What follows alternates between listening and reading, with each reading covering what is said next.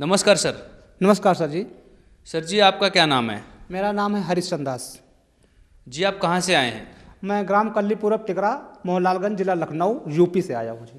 Sir, संत रामपाल जी महाराज जी से नाम दीक्षा लेने से पहले आप क्या भक्ति साधना करते थे? सर जी, मैं जो है संत रामपाल जी महाराज की शरण में आने से पहले वैष्णु पंथ एक हाथरस तुलसी साहिब की जो गद्दी से कंटेक्ट हमारे एक अमेठी मुंशीगंज में एक ब्रांच था, जो चरणदास जी महाराज जी जो है गुरु थे। वहीं से हम भक्ति करते थे और वहीं से हमारे पिताजी संत भी थे। जो हमारे पिताजी थे तो सर जी उनको कोई लाभ नहीं हुआ, कोई खास लाभ क्या, भक्ति करते करते भी उनको टीबी हो गई और टीबी होने के बाद जब हम लोग दवा भी कराते रहे सर जी, कोई लाभ नहीं मिला। फिर हम उनमें बहुत परेशान हो गए, दवा कराते कराते कोई लाभ नहीं सर जी हुआ। हमारे पिताजी जब एक्सपायर हो गए तो हमारा वहाँ से मन हट गया सर जी। तो हमने सोचा ऐसी भक्ति करने से क्या फ़ायदा। हमने जो है वहाँ फिर अपने गुरुजी से पूछा, गुरुजी हमारा कैसे कल्याण होगा। पिताजी भी जो भक्ति करते करते ऐसे ऐसे इतने बीमारी से परेशान हुए, कोई लाभ नहीं मिलता। तो गुरुजी यही बताए कि भाई वो जो कर्म दंड है वो तो भोगना ही पड़ेगा। तो सर जी हमने जो उनसे पूछा कि गुरुजी जब हमारे कर्म दंड भोगना ही पड़ेगा तो ऐसी भक्ति करने से क्या फ़ायदा। सर, आप संत रामपाल जी महाराज जी के शरण में कैसे आए? सर, एक हमारे भाई साहब को जो है एक संत रामपाल जी महाराज की शिष्य थे जो बरवाला आश्रम में आते जाते थे। वो जो है हमारे भाई साहब को मिले, उन्होंने उनको लेके आए थे। तो हमारे भाई साहब संत रामपाल जी महाराज की शरण में आए और यहाँ से जब गुरुद्वारे से गए संत रामपाल जी बरवाला आश्रम से, तो यहाँ की सारी कथा हमको बताई कि वहाँ जो है बहुत अच्छा ज्ञान मिलता है। इस हाथरस आश्रम से अच्छा भक्ति, अच्छी और जाप, अच्छे मंत्र वहाँ मिलते हैं, जो कि वहाँ नाम बताए जाते हैं। घट रामायण पुस्तक में 27वें पेज में बताया उन्होंने कि उसमें लिखा है कि 5 नाम काल के भाखा, 6वां नाम गुप्त कर रखा। तो हमको ऐसे ऐसे बताया, तो वहाँ से हम उत्तेजित हुए कि चलो हम भी चलते हैं संत रामपाल जी महाराज की शरण में और वहाँ से नाम उपदेश लेते हैं। तो सर जी यहाँ पर हमने ये देखा कि सर जी ये संत रामपाल जी महाराज अपने सत्संग में ये बता रहे थे कि घट रामायण के 27वें पेज पे ये बताए कि 5 नाम काल के भाखा, 6वां नाम गुप्त कर रखा। तो हमारे अंदर एक ऐसी झटका जैसा लगा कि हमें तो केवल एक दोहा जैसा बताया जा रहा था भगत जी कि उबार गुरु सत्यनाम श्री तुलसी साहेब की जय, उबार गुरु सत्यनाम श्री तुलसी साहेब की जय। तो ये तो कुछ भी नहीं था। और उसमें घट रामायण में ये लिखा है कि 5 नाम काल के भाखा, 6वां नाम गुप्त कर रखा। उसमें तो ये भी काल के जाल में और वो भी 5 नाम नहीं मिल रहे थे। तो भगत जी हमें बहुत झटका जैसा लगा। फिर हम संत रामपाल जी महाराज की शरण में बरवाला आश्रम 3 दिन सत्संग सुना। फिर तीसरे दिन हमने नाम उपदेश लेकर के जब चले गए, फिर हमको जो है अच्छी भक्ति मिली और वही भक्ति कर रहे हैं। सर, संत रामपाल जी महाराज जी से नाम दीक्षा लेने के बाद आपको क्या लाभ प्राप्त हुए? सर जी, संत रामपाल जी महाराज की शिक्षा लेने से हमें एक तो सबसे अच्छा, बहुत अच्छा और सबसे बढ़िया लाभ ये मिला कि हमें मोक्ष प्राप्त करने की रास्ता मार्ग मिली। इससे बढ़कर कोई और जो है नहीं हो सकता लाभ। लेकिन उसके अलावा भी लाभ हुए। मुझे लाभ क्या, जीवन दान मिला सर जी। क्योंकि यहाँ जो संत रामपाल जी महाराज की शरण में आने के बाद कुछ सत्संग चलते थे, सेवाएं होती थी, तो भगत लोग उत्तेजित करते कि सेवा करने चलना है। तो मेरे पास सर जी साइकिल रहती थी, जाने में परेशानी रहती थी। तो मैं अर्जी लगाता था कि सर जी मुझे गाड़ी अगर मिल जाए तो मैं सत्संग सुनने जाया करूँगा और सेवा भी पहुँच जाया करूँगा। तो मुझे संत रामपाल जी गुरु जी महाराज की दया से किसी तरीके से वो एक गाड़ी मैंने ले ली। लेने के बाद मैं नया था, जैसे गाड़ी चलाने में भी नया था। तो मैं जा रहा था तो एक रास्ता, छोटी सी रास्ता थी सर जी। तो मैं सोच रहा था, एक ट्रक जा रही थी, ट्रक के बगल से निकालना चाहा कि इधर से निकल जाऊं। तो जब जा रहा था बगल से निकाला तो आगे से एक लेडीज़ आ गई। तो हमने ब्रेक लगा दी। जब ब्रेक लगा दी तो मैं गिर गया तो मैं उस गाड़ी के नीचे चला गया सर जी। तो परमात्मा की ऐसी दया हुई हमारे ऊपर कि उस गाड़ी के ड्राइवर ने तुरंत ब्रेक लगाई और कुछ लोग वहाँ खड़े हुए थे तो हमें पकड़ कर बाहर निकाले। मैं थर्रा गया।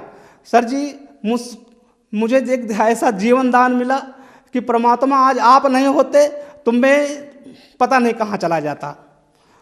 फिर मैं चुपचाप गाड़ी उठाई, बंदी छोर की जय कही, या बंदी छोर आप ही मेरे जीवन दाता हो। मैं इतना कह करके गाड़ी उठाई और चुपचाप चला गया, किसी से कुछ नहीं कहा। ये सबसे बड़ा दूसरा लाभ हुआ। संत रामपाल जी महाराज हमारे ऊपर ऐसी ऐसी दया बख्शी। सर जी, और एक छोटा सा लाभ ये हुआ कि हमारी पत्नी के एक एथराइटिस हो गई थी। हमारी पत्नी ने नाम नहीं ले रखा था पहले, तो हमने दवा कराया लेकिन कोई जो है फ़ायदा नहीं होता था।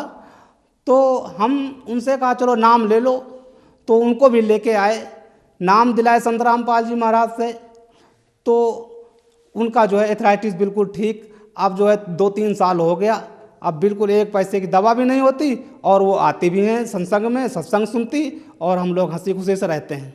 सर, एक ऐसे संत रामपाल जी महाराज, वो आज जेल में हैं, लेकिन जेल में होते हुए भी संत रामपाल जी महाराज जी की लोकप्रियता दिन प्रतिदिन बढ़ती जा रही है। संत रामपाल जी से श्रद्धालु दिन प्रतिदिन जुड़ते जा रहे हैं। इसके पीछे क्या कारण है? सर जी, इसका कारण ये है कि जैसे हम अन्य अपने जो पहले वाले गुरु हैं, अगर उनके पास हम जाते हैं तो अगर उनसे ये पूछते हैं कि गुरु जी ये परेशानी है, हमारी ये बाधाएं क्यों नहीं कटती, तो उनके पास यही होता है कि ये तो प्रारब्ध के कर्म हैं, ये तो काटने से ही कटेंगे। और फिर हम इधर संत रामपाल जी महाराज की शरण में इधर बरवाला आश्रम आते हैं तो यहाँ देखते हैं कि संत रामपाल जी महाराज शास्त्रानुकूल ज्ञान देते हैं। तो उधर हम अपने पहले वाले गुरुओं से अगर ये पूछते हैं कि गुरु जी हमारी ये कष्ट क्यों नहीं कटते, तो ये कहते हैं कि ये तो प्रारब्ध के कष्ट हैं, इनको भोगने से ही कटेगा। संत रामपाल जी समाधान करते हैं, वेदों अनुसार ये बताते हैं कि मासा घटे न तिल बढ़े, विधना लिखे जो लेख, साचा सदगुरु मेट के ऊपर मार दे मेख। तो जो सच्चा गुरु मिल जाता है, सच्चे सदगुरु मिल जाते हैं, तो वो ऐसे शास्त्र अनुकूल साधना करते, ऐसे मंत्र देते हैं कि उनकी सद्भक्ति से हमारे पाप कर्म कटते हैं।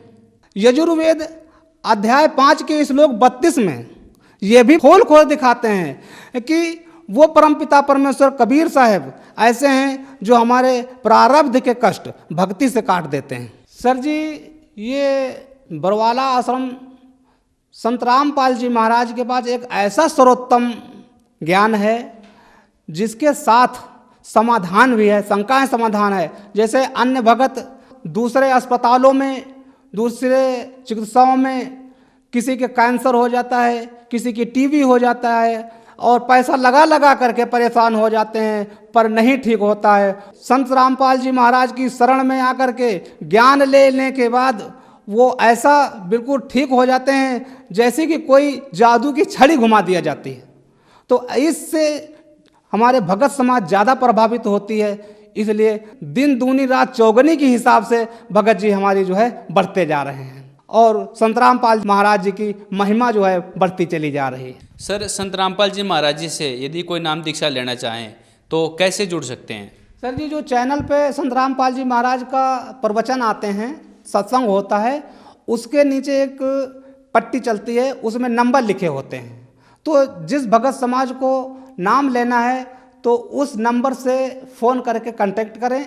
जहाँ जिस स्थान से आप होंगे नज़दीक से नज़दीक वो नाम स्थल बना होगा और वहाँ से जो है आपका बातचीत हो जाएगी, फिर आप जा करके वहाँ पर से जो है नाम ले सकते हैं।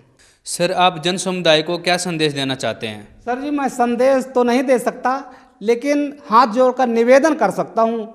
ये जरूर कह सकता हूँ अपने भगत समाज से, चाहे वो जय गुरुदेव पंथ के भगत हों, चाहे वैष्णव पंथ के भगत हों, लेकिन ये जरूर कहूँगा कि हे मेरे दोस्त, मेरे भाई, मेरे जगत भगत समाज, आप जो है संत रामपाल जी महाराज के जो ज्ञान देते हैं, ज्ञान गंगा पुस्तक आती है, उनको एक बार पढ़ें। और 7:40 से 8:40 तक सत्संग आता है, उनको एक बार उनको ध्यान से पढ़ें देखें, सत्संग को देखें और उनके जो है वचनों को सुने और अपना जो है कल्याण कराएं। धन्यवाद सर।